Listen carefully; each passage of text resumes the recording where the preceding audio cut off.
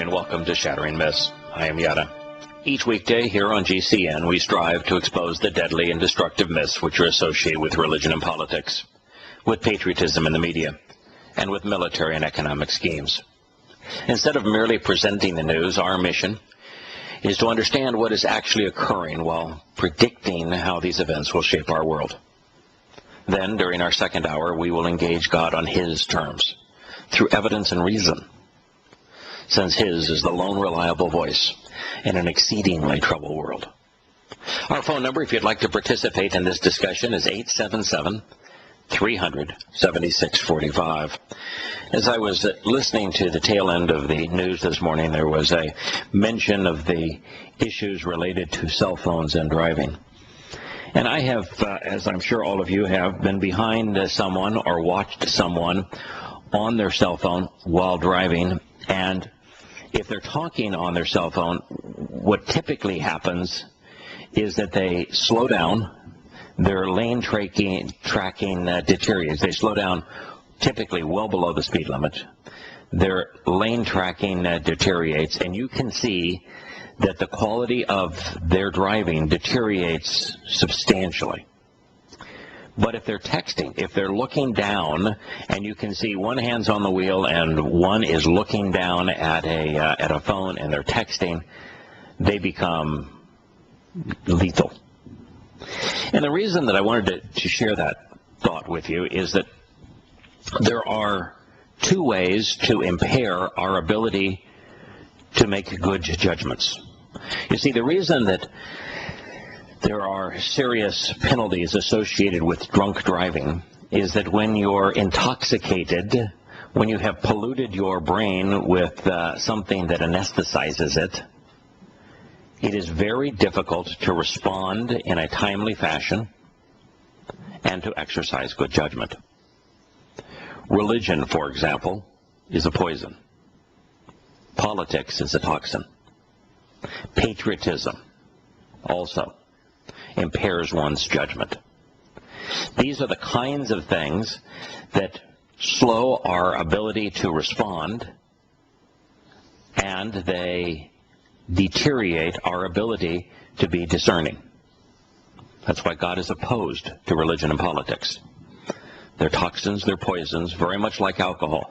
When Yahowah warned us about Paul, using his given name, Shaul, he specifically said that he was intoxicating, that his words were intoxicating. And he meant this in the same way that I'm sharing it with you, which is that religion is a toxin, it's a poison.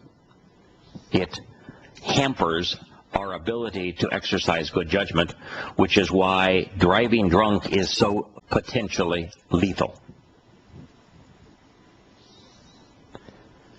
The connection, however, to texting while driving is that there are other ways to impair a person's judgment. There are other ways to slow their ability to respond, and that is to distract them. So while a distraction is not a toxin, a distraction is not like politics or religion where it is poisonous, where it is the fungus of yeast that unyeasted bread, matzah, is specifically designed to remove. If we are so distracted with life that we aren't focused on what's important, then problems come up in what's important that we fail to respond to in a timely fashion, and they grow. And ultimately they become unresolvable.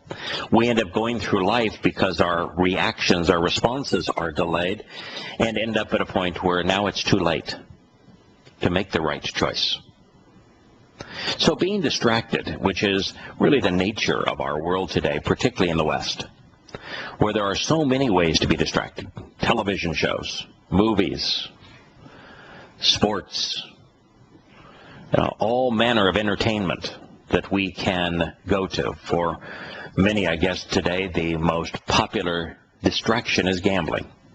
As I understand it, gambling is more popular and has more participants than all of the folks who go to movies, attend sporting events. If you combine everything that we can buy a ticket to, combined, and compare it to gambling, gambling is larger still. It's a distraction. So while we are distracted, while we are not focused on what's important, we are as likely to exercise poor judgment and respond too slowly so as to miss our opportunity. Something to think about. Part of this, this program is all designed to focus on two extremely important things. They're opposites, but yet understanding the opposite somehow helps us clarify, make distinctions. Understanding is all about being able to relate things, understanding what is harmful, understanding what is good, being able to make connections between those things which are good and those things which are harmful. Yahowah has been very clear. He tells us that engaging in religion and politics is harmful, that politicians are not to be trusted. You ought not be reliant upon your government. You ought not be patriotic and wave the flag in support of your military. You ought not be religious. These are toxins. And as for distractions, there is a reason that God made it extremely difficult to come to know Him. Oh, sure, He's readily knowable through His Torah. You can read it, come to know Him as He is. You can read His Torah and think about it and understand the covenant that He's offering, understand what He is asking of us if we wish to participate in it, what He is prepared to give us should we make those choices. All of those things are laid out fairly clearly, but yet to understand them, to go from knowing what He said to understanding, requires two things. One, an investment of time to read what He is offering with an open mind, and to go to a book that society tells you is antiquated, arcane, no longer useful, counterproductive even. So you have to overcome that societal impulse to disregard that source of information, and then you've got to invest the time. And it's a busy world. We work to support our families. That's why the seventh day exists. That is sufficient, according to God, to devote that day to your investigations. It takes time, though, to observe what He had to say. And it takes even more time when you're observing what He has to say, rather than just continuing to read through it like it was a novel, to study each word, to study the yods, the jots, and the tittles, the strokes of each letter, to look at how the letters were comprised in the original alphabet of Hebrew, to consider what the names mean, to consider the full palette of colors provided by each letter in each word that comprise each sentence, and then make connections between these things and other things that He has offered. Now, you can read about what Shavua represents, something that we're going to do in the second half of this program today. And you can just read right on through it and say, all right, you got to take some of this and some of that, and you put it there, and you do this with it, and okay, that was great, and let's move on to the next topic. Or you can say, what do those things represent? Why am I being asked to make this selection? Why is this word here?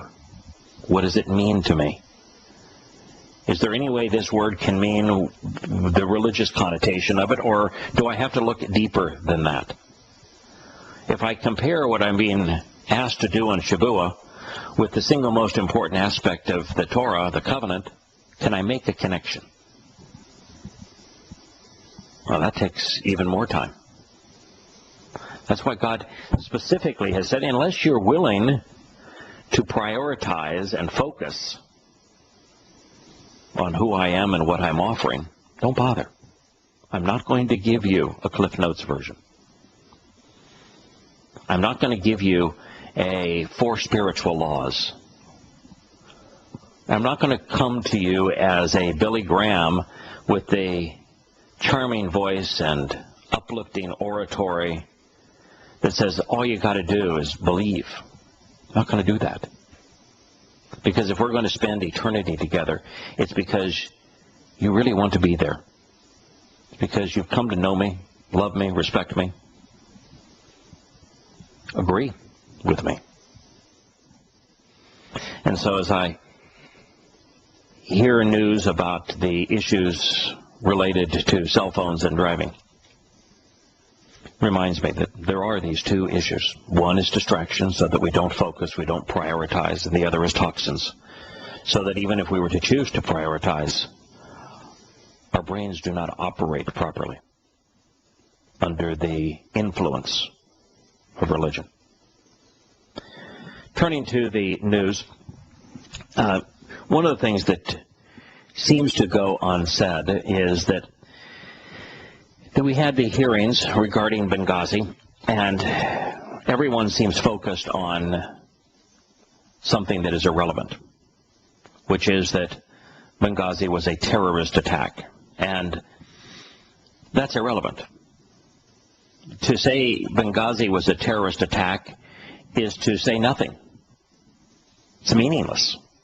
It has no merit whatsoever. And yet that's the point that Republicans want to make, is that Obama didn't want to call it a terrorist attack, and that they claim it was a terrorist attack. It's irrelevant. What's relevant is that this attack, while it was ongoing, news came into the White House and into the State Department and to the CIA headquarters, and the news was that a fundamentalist Islamic group, known by the most fundamentalist name that any fundamentalist Islamic group could possibly have. Here's your sign. Answer Sharia. Supporters of Sharia, the most fundamentalist aspect of Islam, Sharia law.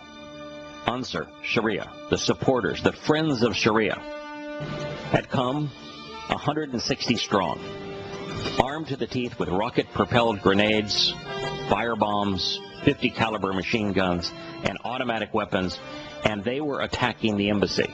We'll consider what happened in the aftermath when we return.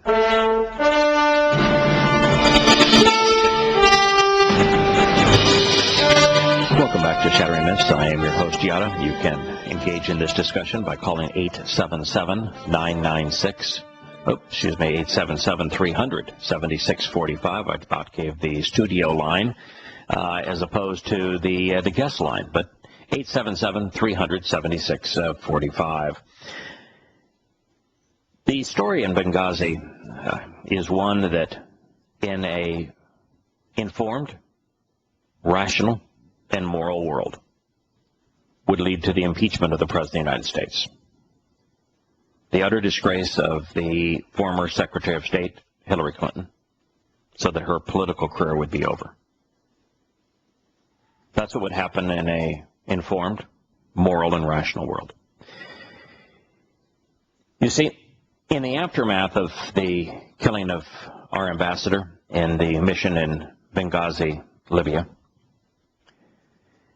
the President of the United States, rather than do the right thing and to report to the American people that Ansar Sharia, a fundamentalist Islamic group, had planned and perpetrated the attack,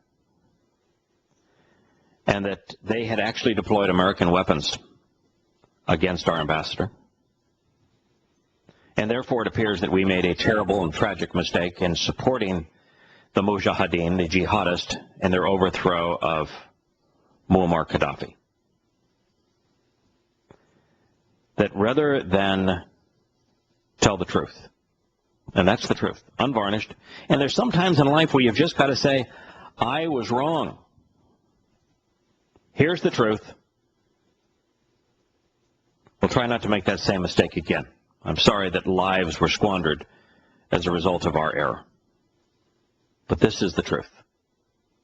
Doesn't fit my worldview, he would say, because he wants Islam to be a great religion. He wants those who are terrorists as Muslims to be a sideshow, as someone who has corrupted their religion as opposed to the truth, which is that their religion has corrupted them. That would be devastating to Obama's worldview. But nonetheless, it's the truth. When the truth doesn't fit your worldview, it's time to reshape your worldview. But what did he do instead? He blamed a movie called The Innocence of Muslims, a YouTube trailer. It wasn't even a full movie. Childishly done, but totally and completely accurate. Its presentation of Muhammad is absolutely accurate. Something else he could have attested to as opposed to calling the movie hateful and horrible, which is what he did. And the fact is that the movie's presentation of Muhammad is indisputably consistent with all of the evidence we have. Now, why did the President of the United States do that? Because he's at war with extremism. He doesn't want to be at war with Islam. He wants to be considered the great messiah of the world's religions, the great unifier of the world's religions, the one who opens the eyes to total tolerance and acceptance of all of the world's religions. And so he wants to be against extremism, anyone who opposes him. Extremism, in his view, would be being judgmental, which is not to be politically correct. And so he blamed the movie. Now, when he was confronted with this, and when it was proven, as it was so many times during the presidential campaign, that the movie had nothing to do with it, that it was a planned attack by Ansar Sharia. What he said is that he and his staff did not purposefully deceive the American people, that they presented the evidence that was given to them at the time. And they simply took the evidence that the CIA and State Department had presented to them, and that became the talking points. They said, don't blame us. We're simply reporting what we were told at the time. That was his answer, over and over again. And yet what the hearings revealed, particularly what ABC News discovered, and what was made public, is the inside trail of emails that state with the CIA and the White House that showed that they didn't take the evidence that was provided by the CIA or State Department. They changed it 12 times. There are 12 different edits to the evidence. It started off with the truth that Ansar Sharia had perpetrated the attack, 160 strong, premeditated, having nothing to do with the movie. And by the time they were finished with the 12 edits, there was no mention of Ansar Sharia. It was all blamed on a spontaneous combustion associated with the movie. And so the one justification that the President of the United States had and used was also a lie. So not only did he lie to the American people about the facts, he lied about the process as well.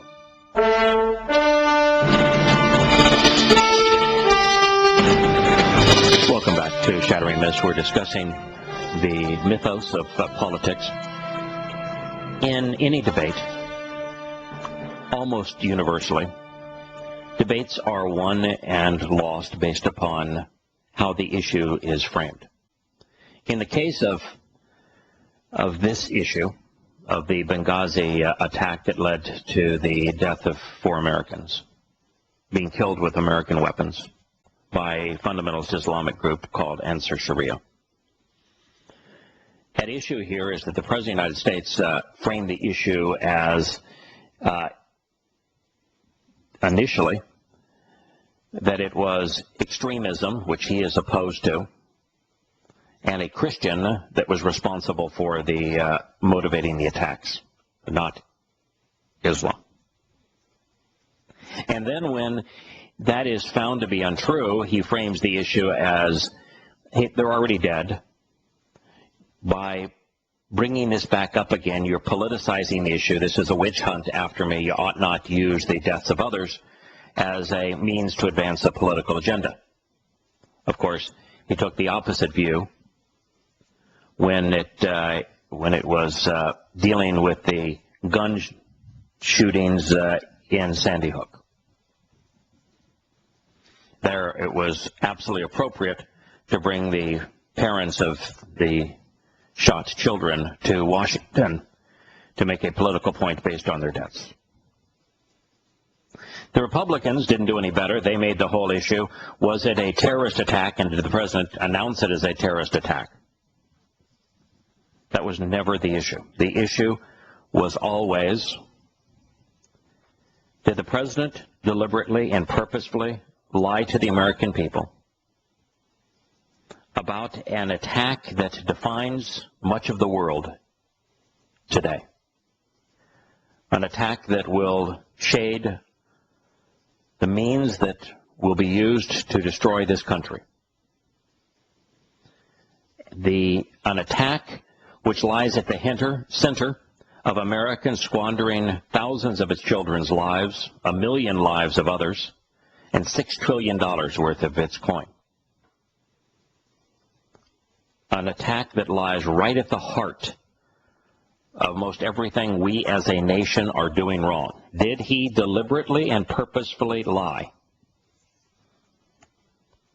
Blaming the attack on extremism as opposed to Islam. Of course, the answer, should the issue have been raised that way, is yes. And was the president's excuse for having not told the truth, that he was not given the truth, valid? And the answer, of course, is no, it wasn't valid. He was given the truth. He purposefully and deliberately changed the evidence.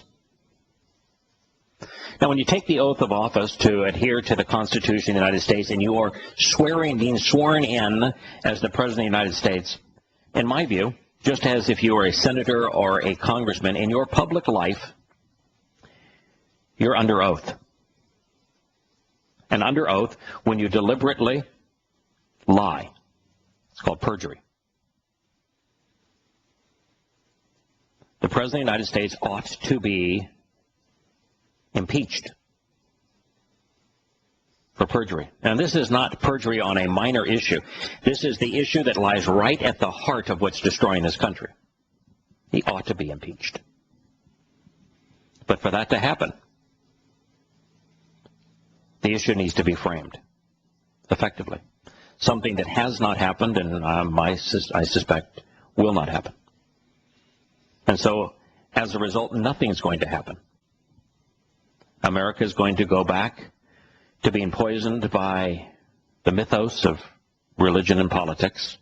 It's going to go back to being distracted by all manner of things, and nothing whatsoever is going to happen. We have my friend Larry on the line. I've been ranting about this for some time. Larry, what's your take on what happened at those hearings and what's going to occur as a result of them?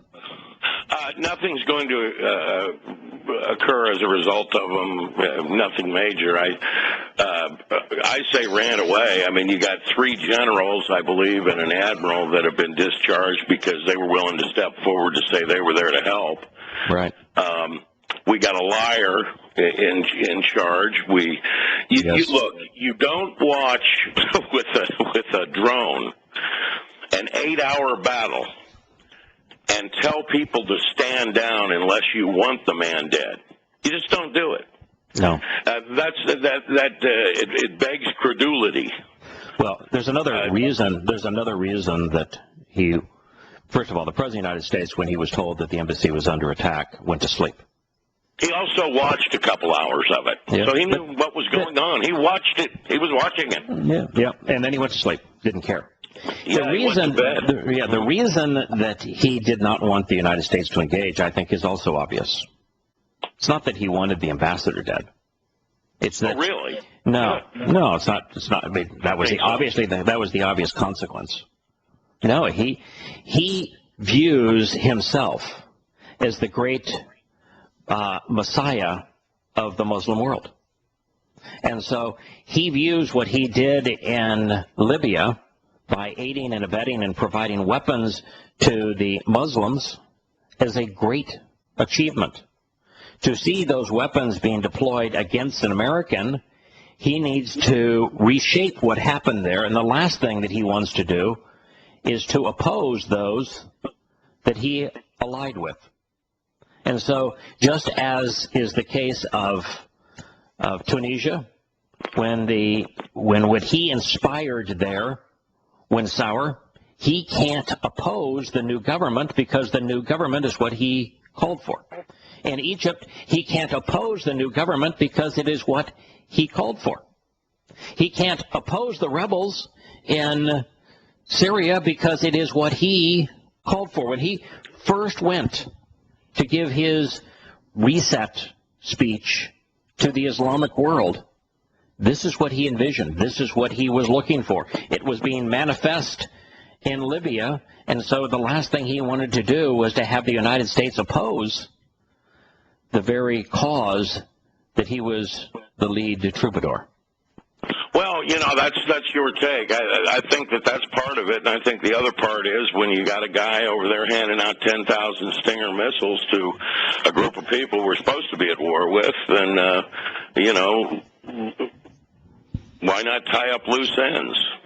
I really think that they've gotten to a point where they run the White House like a mafia. Well, that is true.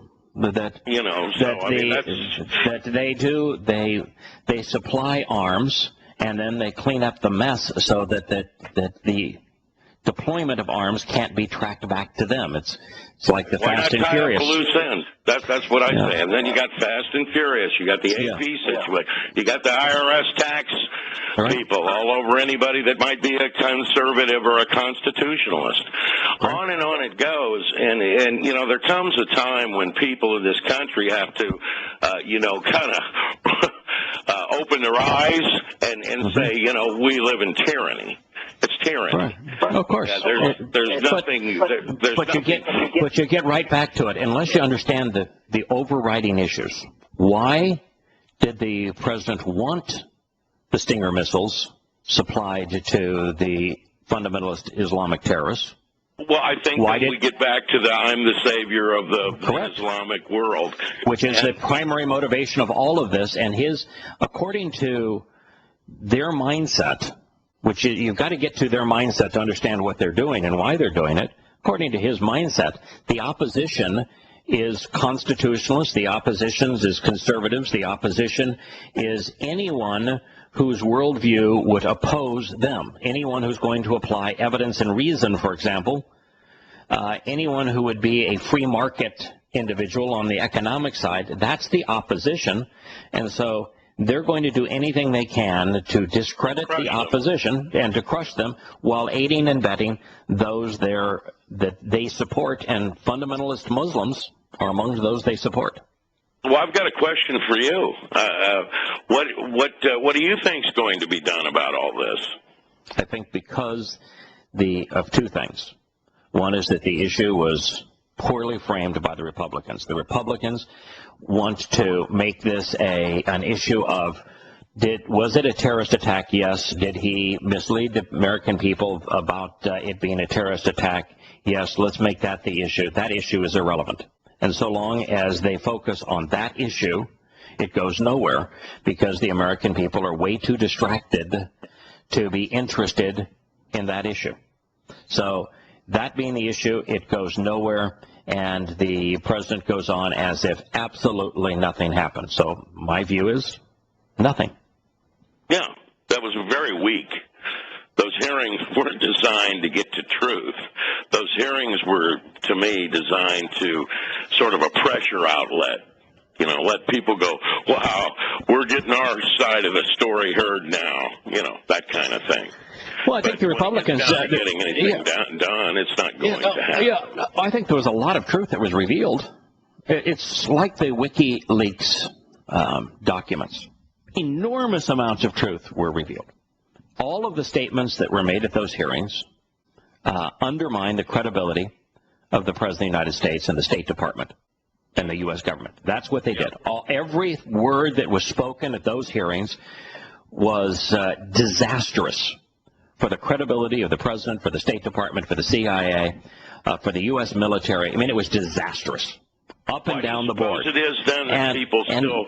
But even though it was disastrous, no one cares. Why? Because they're texting while driving. They're distracted. Okay, you just answered my question. They're poisoned by politics. Right, they don't care. They're poisoned by politics. They're poisoned by religion. And so intoxicated, they can't, they're not effective witnesses.